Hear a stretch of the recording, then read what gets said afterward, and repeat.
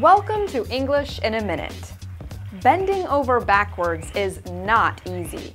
The person doing the stretching must be in very good shape. Bend over backwards. So, are Anna and Jonathan talking about some strange new exercise? I heard your local representative, your neighbor Connie, is seeking re-election.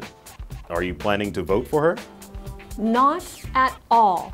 The last time she ran for office, I bent over backwards for her, raised money, wrote speeches, and she didn't even thank me. As we said, bending over backwards is physically hard. So when you bend over backwards for another person, you do a lot of hard work for them. You do more than what is expected of you. And that's English in a Minute.